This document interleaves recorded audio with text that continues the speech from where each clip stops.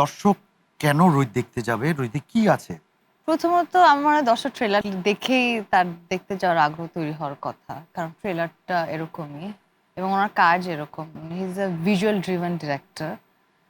অদ্ভুত মনে হয় কি ওনার ওনার ওনার কাজ করলে বা ওনার কাজ দেখলে মনে হয় যে উনি স্ক্রিনে পেন্টিং করে।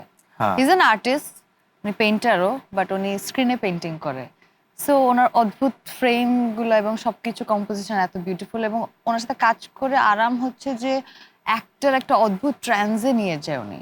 সেই এই গল্পটা অনেক ম্যাচিওর একটা, মানে আমি বলবো যে মানে অনেক সেনসিটিভ। সো এটা দেখতে হলে বা দেখলে আপনি তখন একটা অন্য একটা জগতে ঢুকে যাবেন। সো অ্যাজ অ্যান অ্যাক্টর আমার তো অনেক ভালো অভিজ্ঞতা, কারণ হচ্ছে যে আমি 1 বছর পাগল ছিলাম এই চরিত্র করতে গিয়ে। আমি একদম রিয়েল লাইফে পাগলই হয়ে গেছিলাম। এবং আমি মেন্টাল হসপিটালে থাকা, ওদের সাথে টাইম স্পেন্ড করা থেকে শুরু করে নিজেকে বার্ন করে ফেলছি, এবং আমাকে তো আমার বাসার মানুষই চিনতে পারতো না, এবং আমি বাসায় থাকতামও না আসলে। আমি ওই বাট আই স্পেসে হ্যাভ এ কোয়েশ্চেন। তুমি তোমাকে চিনতে পারতে তো? আমি তুষের থেকে বের হয়ে গেছিলাম ওই সময়। ওই চরিত্রেই তুমি ছিলে। হ্যাঁ, আমি সাধুর বউ হয়েছিলাম। সাধুর বউ, রাইট। হ্যাঁ, একটা বছর লেগেছে কেন? পুরো প্রসেসটা প্রি 1 বছরের। Production, shooting and post production or? না, না, না, পুরো টাইম শুটের আগ পর্যন্তই 1 বছর। ও আচ্ছা। 6 মাস লাগছে। আমরা একটা নোম্যান্স ল্যান্ড, যেখানে একদম এক বর্ডার এরিয়া, ওখানে শুধু পাহাড়ের টিলা, ওরা মাটি কাটে ওই জায়গাটাতে, ওখানে কোনো গাছ হয় না। প্রচুর হিট, তাপ তাপ তাপ, প্রচুর। নিচে পাথরের মাটি এবং উপরে সান। এটা কোথায়? জেলা? সিলেটের বর্ডার সিলেট, এরিয়া। আচ্ছা। তো ওইখানে ওই রকম জায়গায় একটা বাড়ি করা হলো, এবং যে বাড়িটা দেখে মনে হয় যে কোনো একটা বাড়ি এখানে ছিল, গাছপালা সহ, এবং এই 6 মাস ধরে গাছগুলো বড় হয়েছে। আমরা হাজার হাজার সিডস দিতাম, এবং আমি প্রসেসটার মধ্যে আমার চরিত্রটা এরকম ছিল যে আমি যখন প্রথম ওই লোকেশনে গেলাম, আমি জাস্ট আমার মাইগ্রেনের ব্যথা, আমি এখানে থাকতে পারতেছিলাম না, কারণ এত হিট।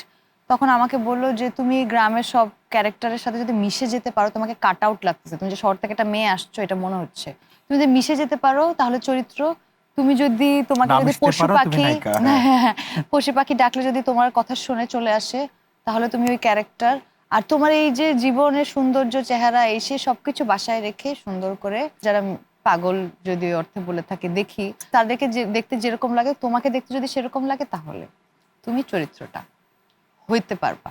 তো আমি ওই প্রসেসই ফলো করলাম। ওই বাড়িতে লেবারের কাজ, ওই পাহাড়ের মধ্যে উঠানো গাছগুলা টেনে টেনে, তারপরে রাজমিস্ত্রির কাজ, রান্না করা, গাছ লাগানো, টিমের সাথে আসলে ওই টিমটা তো আমার খুব কাছের, সো ওদের সাথে আমি সব কাজ করতাম। এবং আমার শুধু একটাই রুটিন ছিল 6 মাস, সরিষার তেল লাগিয়ে রোদের মধ্যে ঘোরা। রোদে পোড়া। সো এটাতে আপনি এমনি বার্ন হয়ে যাবেন, হুম। আরো বার্ন। এবং আমার পুরো স্কিন, আমি কোনো আম, প্রসাধনী ইউজ করতাম না।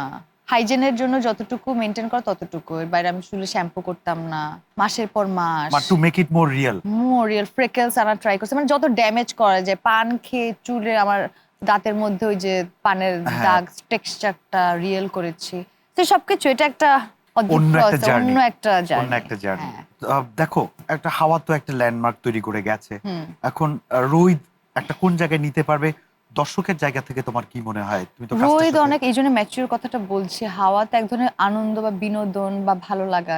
রোহিত আপনাকে একটা আরো ডেপথের গল্প, আরো গভীরের, এবং এটা আমার পার্সোনাল লাইফে অনেক ইম্প্যাক্টও ফেলে। সো ওভারঅল তুমি খুব আশাবাদী আমাদের ইন্ডাস্ট্রি নিয়ে, তুমি খুব আশাবাদী তোমার এবং আমাদের ফিল্মগুলো নিয়ে।